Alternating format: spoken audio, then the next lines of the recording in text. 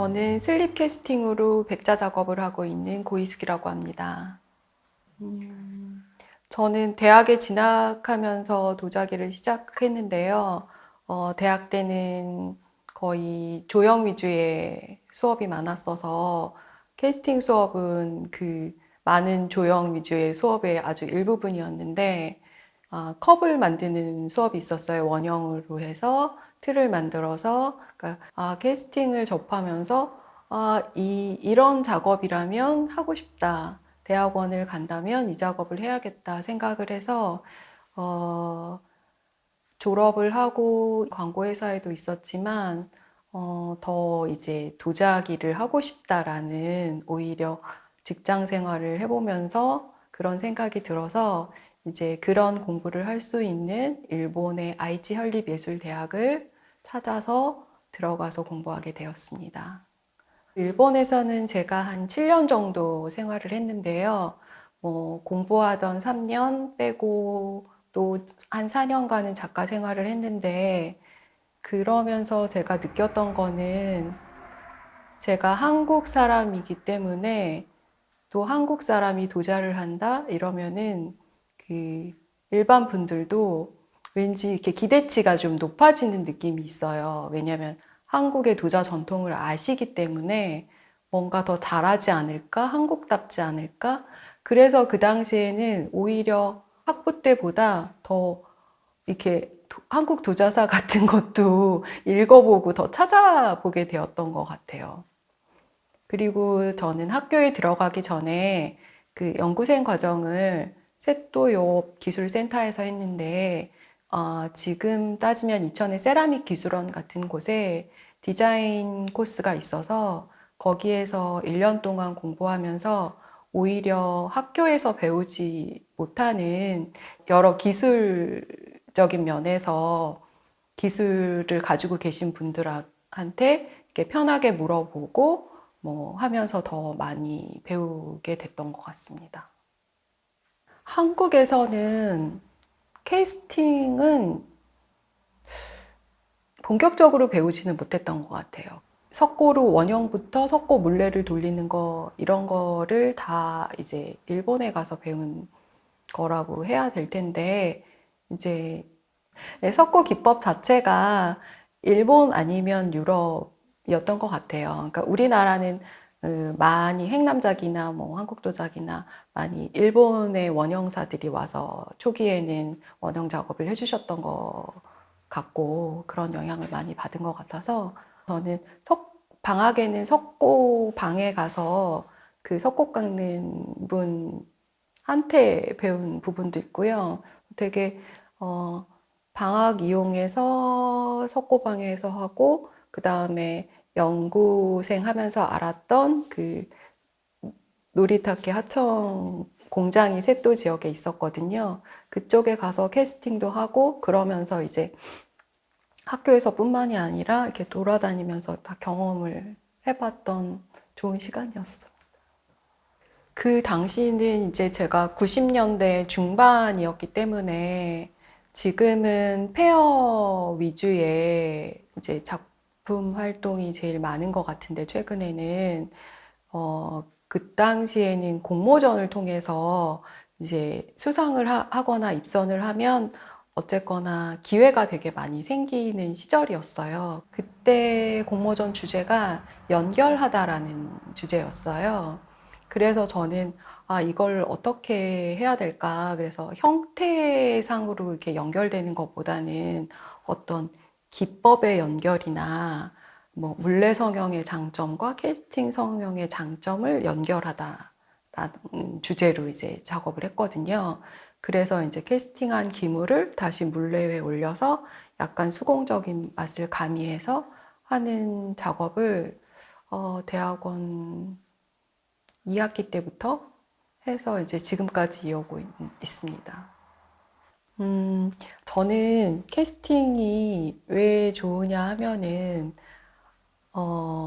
일단 백자 작업을 이제 캐스팅이기 때문에 백자를 선택하게 된 측면이 있는 게, 슬립이라는 거는 그 그 백자 슬립에 여러 가지 안료나 뭐 사질이나 이런 게 들어가면은 캐스팅이 굉장히 어렵게 되거든요. 그러니까 기본적으로 캐스팅이 가능한 흙이 백자였기 때문에 백자를 선택했다기보다 캐스팅에 그냥 딸려온 흙 이렇게 처음에는 생각을 해서 시작한 것이었지만 하면 할수록 그 흰 빛깔에도 되게 여러 단계가 있고 제가 이제 대학원에서 캐스팅 위주로 작업을 하다 보니까 이제 캐스팅에서 나온 기물에 유약을 바르거나 이제 전사지 디자인도 많이 했었거든요. 그래서 전사지를 붙이거나 색깔 유약을 입히거나 백자 슬립에 안료를 넣어서 색깔을 넣거나 하는 거를 안 해본 거는 아닌데 하면 할수록 정말 아무것도 넣지 않은 정제된 백자만의 색감이 너무 예쁜데 거기다가 되게 불필요하게 자꾸 장식을 넣는 게 아닌가 하는 생각이 들어서 그 이후부터는 그냥 흰 색깔의 유광, 무광 정도의 색감을 가지고 계속 작업을 하고 있거든요. 저는 계속 환원 소성을 하기 때문에 약간 푸른 하얀빛 그거 위주로 작업을 했었고요. 근데 이제 그 안에서도 굉장히 그 푸른빛도 그러니까 유약의 두께에 따라서 또 색감이 달라지고 그 가마의 온도나 뭐 끓어주는 시간에 따라서 또 색감이 달라지고 그래서 그 변화를 잡는 것도 시간이 많이 걸려서 또 거기다가 이제 뭐 청화나 금이나 은이나 이런 기법도 시도는 했는데 결과적으로는 저한테 제일 맞는 거는 그냥 백자 단미로 보여줄 수 있는 형태를 보여드리는 게 아닌가 싶습니다. 그리고 유약을 바르지 않는 거는 제가 그 대학원 시절에 처음 시도를 했는데요. 그때는 되게 많이 사람들이 우려를 많이 하셨어요. 입에 닿는 잔의 그 표면에 안에 내용물 뭐 커피일 경우에는 안에 때가 낄 수가 있겠고 뭐 립스틱 자국이 남을 수 있는데 이거 닦으면 지워지냐 이런 말씀 많이 하셨는데 깨끗이 닦으면 다 지워지고요. 그래서 지금은 무유 도자기가 굉장히 유행인 측면이 있어서 그런 거를 물으시는 분들은 거의 없어졌고, 근데 이제 제가 처음에 그렇게 시도했던 거는 제가 타령한 기물을 다시 물레선을 차면서 유약을 다 바른 적도 있거든요. 근데 발라보면은 그 물레선 라인이 다 지워지고 없는 거예요. 그래서 안에만 유약을 바르고 바깥에는 그냥 백자 그대로 남겨놓고 보니까 그게 약간 대비가 되면서 무광과 유광이 대비가 되면서 제가 만든 기물이 잘 돋보일 수 있게 해줘서 이제 그때부터 계속 이제 바깥 부분은 연마를 해주는 방법으로 작업을 하고 있습니다.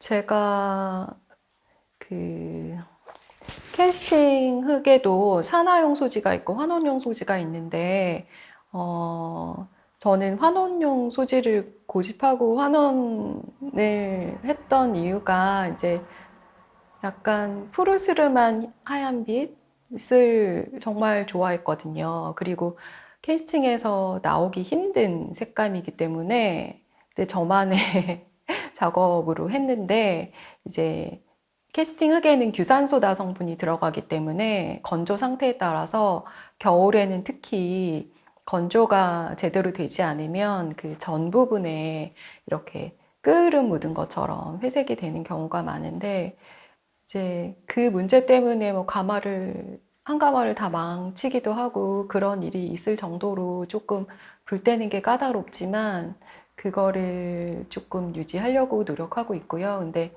지금은 그 흰빛만 좋아 보였다가 그 환원 소지의 그 소지를 산화로 뗐을 때는 더 이렇게 따뜻한 느낌의 흰색이 나오거든요. 근데 그 느낌도 사실, 그러니까 저는 도자기를 하는 사람이라서 환원 소지의 그 푸른 색감이 좋아 보였지만 일반 분들이 보기에는 나는 이 따뜻한 색감이 좋아. 이런 분들이 계시거든요. 근데 그런 분들을 그냥 무시하고 지나갈 거는 것 같아요. 근데 저도 이제 그런 색감이, 따뜻한 색감이 좋아 보이기 시작해서 지금은 뭐 한 30% 정도는 산화 색감도 작업을 하고 있습니다.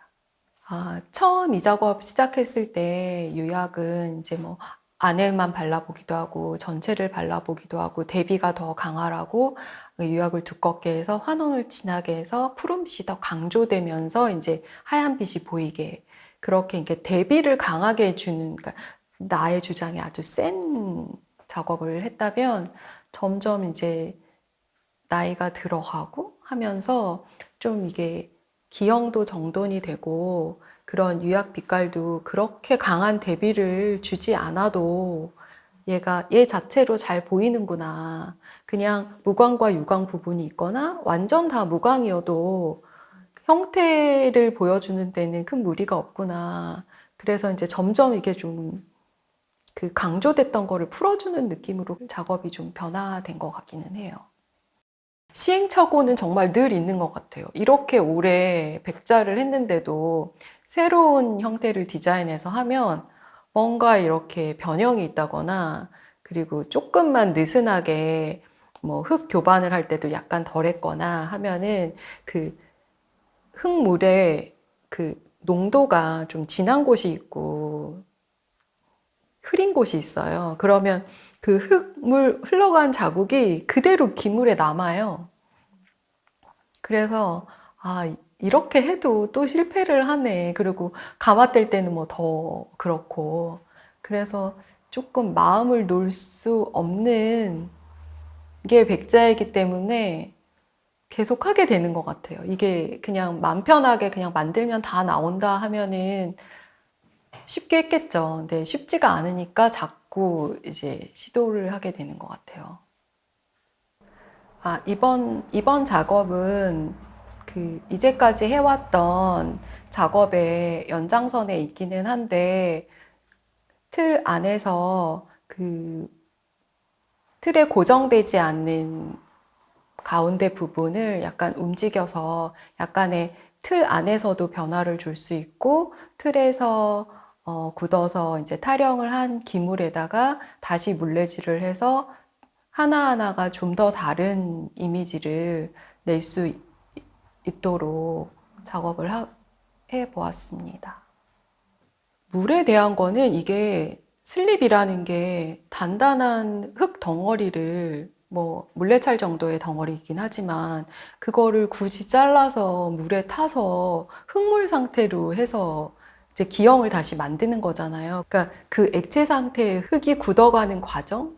그거를 늘 보기 때문에 어떤 석고를 탈 때도 석고가 액체 상태였다가 이렇게 굳어지게 되잖아요. 물의 형태였다가 액체가 이렇게 고체가 되어가는 과정이나 약간 그 걸쭉한 그 물의 형태, 그거에 되게 좀 매료됐던 것 같아요. 그래서 이제 계속 어떤 물의 시간, 그리고 캐스팅하면서 걸리는 시간, 뭐 계속 기다림이거든요, 사실. 아까도 이렇게 흙물을 부어놓고 기다렸다가 또 기다렸다가 타령을 하고. 그러니까 그렇게 한 2번을 하면 하루가 다 가요. 그러니까 늘 하는 게 물을 부었다가 굳혀서 또 물처럼 만들었다가 그걸 다시 굳히고 이제 마지막엔 구워내는 그런 반복의 일상인 것 같아요. 네. 학부에서는 왜 이거를 꼭 흙으로 만들어야 되냐 하는 고민을 가지고 있다가 캐스팅을 접하고 흙으로 만들어서 가장 실용적이고 쓸모있고 내가 하고 싶은 거는 어떤 식기, 이렇게 쓸 수 있는 것, 그 용도가 있는 기물, 그런 것이구나라고 생각을 해서 캐스팅을 하러 대학원에 갔기 때문에 대학원 때는 이제 테이블웨어 위주로 뭐 닭이라든지 그런 거 위주로 먼저 디자인을 했고요.